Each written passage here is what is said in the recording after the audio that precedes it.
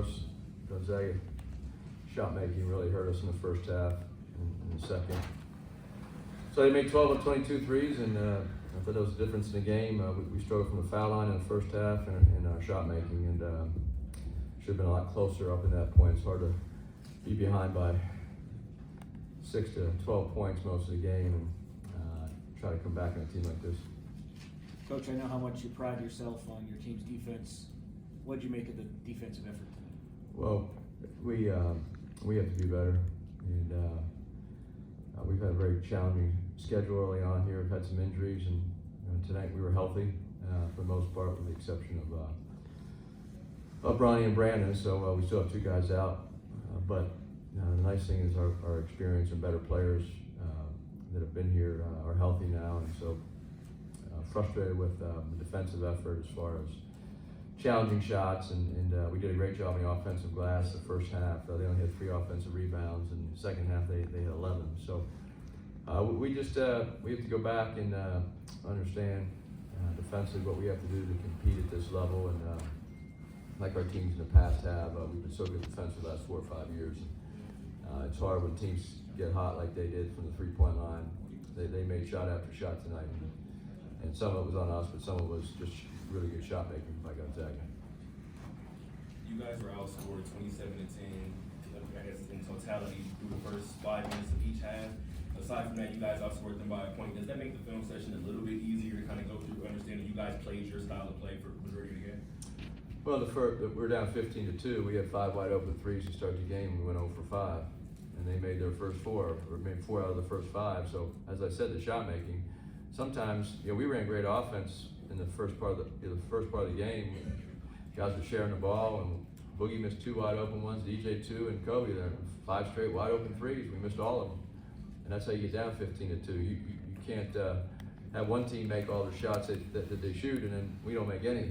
That's what I said. You get behind 15-2, and it's a tough climb for the next 36 minutes.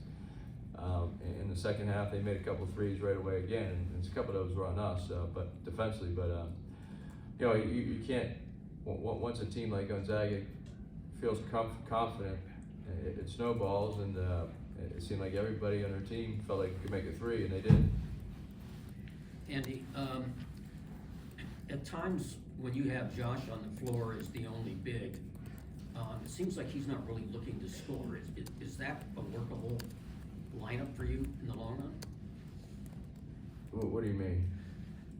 If you've got 5 players and one of them isn't trying to score, does that really work? Well, AP played 21 minutes, so we played big most of the game tonight.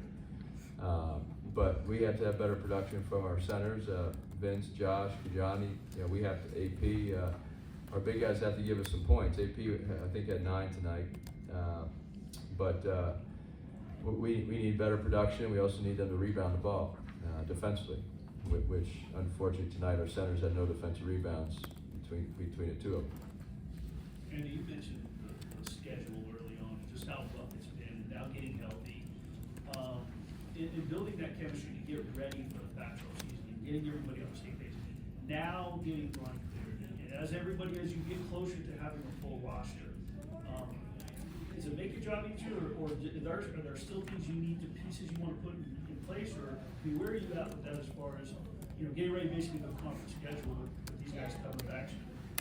Well, we have final exams that we play next Sunday at home, and then we go to Auburn at Auburn, and so we still have a challenging schedule through Christmas, and then we start the Pac-12. So we have some veteran guys, like the 2 guys sitting next to me, that means a lot to them. There are 2 captains, and it's going to be their job, as well as the coaches, to go back and figure out defensively how we can improve, figure out, like you said, how our big guys can score the ball at a higher level. How these guys can be more efficient on the offense and the defensive end. And so we do have some things to work on. It's always better to have a full roster to do those than you have. We've had so many injuries early on here in the preseason, or the beginning of the season, that I'm hoping, and we're all hoping, that once our freshmen keep improving, like AP and Isaiah Collier, they played some big games, and I think you saw some growth out of Arrington tonight. He played better. He's getting more comfortable. He's getting more active. And so we're going to need our full roster to compete at the level we want to get to. And I think in our minds that's coming here in the next few weeks. It's going to be a big month of December for us to keep improving. And then once Pac-12 starts, we need to be playing at a different level. You guys forced them into 3 more turnovers, but they did more with the turnovers on the opposite side. I believe it was 21 fast break points and then 15 points off turnovers. Kind of where does the correction start to not let one bad play trickle into the next? Well, we had 10 turnovers for the game. That's a number where you can win. You can beat a team like Gonzaga, turn the ball over 10 times. That's a pretty good number. But I think a few of those gave them layups at the other end, some live ball turnovers, and so they're very fast in transition. We had a lot of transition opportunities. We must have missed 8 or 9 layups tonight between our guards, our forwards, and our bigs. So they didn't seem to have any trouble making their layups. We did, and I think you look at those transition points. We had probably almost as many opportunities. We just didn't finish the shot. For either one of the players, when you hear Coach talk about getting improved on the efficiency, but like Boogie, put in 28 tonight. Is it a matter of getting the depth worked out, getting the support, or is there something you can do to get them involved, or either one of you? As far as getting you the supporting cast, I think Gonzaga had 6 in double figures. What are you seeing from your end? Just continue to. I feel like we lost this game because we didn't do the little things. We got to take care of that. Communicating on defense. We gave up 11 offensive rebounds in the second half, and I feel like every time we give up a turnover or we give up an offensive rebound, they do something like hit a 3 or something like that, and it kills our momentum that we're trying to build. So we just got to take away those plays, and I believe in all my teammates, and I know that they put in the work, and we'll continue to get better. Coach, Gonzaga's answer for Isaiah was to double him anytime he put the ball on the floor in the paint. I'm just kind of wondering, his attack for that in the first half was to play make for everybody else. I think he had 5 assists in that first half. Kind of, what does that say about such a young guard to be able to kind of recognize the double team coming in and obviously be able to initiate out of it? Well, they played their normal defense. They hard hedged on the ball screen. So when these guys came off ball screens, they had their big guy out there hard hedging. I thought we got a lot of good looks throughout the game off our ball screen reads. And when Isaiah drove in there, you're right, they collapsed on him like they do most guards. I think Isaiah did make some great passes and 5 assists, no turnovers at halftime. And he has to keep learning. He's getting better. When there's frustration on his part, he needs to keep playing that game where he can get in there. He scored a ball. If he can score it, if not, kick it out. Like as you said, 2 or 3 guys are on him at the rim. Now it's time to pass the ball out to a wide open shooter. So we are a work in progress. We have some young players, especially at the point. And saw AP, Bronny's coming back, and then Brandon Gardner's been injured.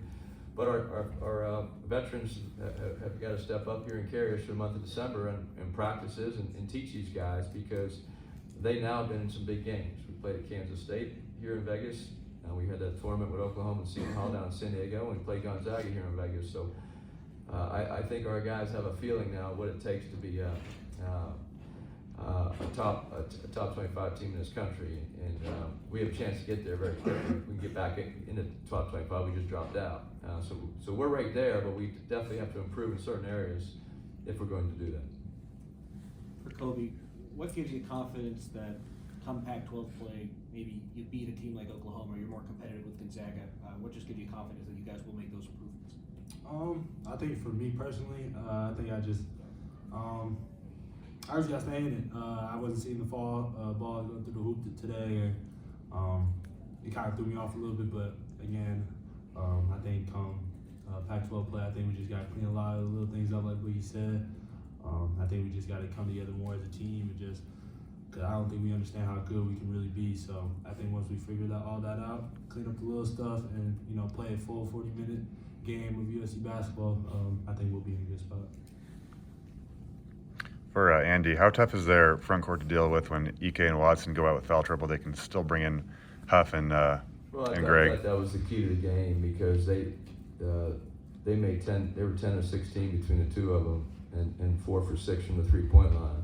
We had wide open threes. We were 6 for 22. Boogie had 4 of them. So So our better shooters were missing wide open looks, and their two big guys that came off the bench weren't missing. And they had 26 points between the two of them. And so Gonzaga is a very tough team to play, but when you have production, 26 points and two big guys off the bench, that makes it a long night for us and anybody that's guarding them. So give them credit. Their guys came off and made shots, and part of that shot making, once they saw a few go in, I thought the whole team got really confident, and every shot they took, they thought was going in. And we started out very slowly from the three-point line and the foul line, so I thought that was a big difference in the game. Okay, that's good. Thank you.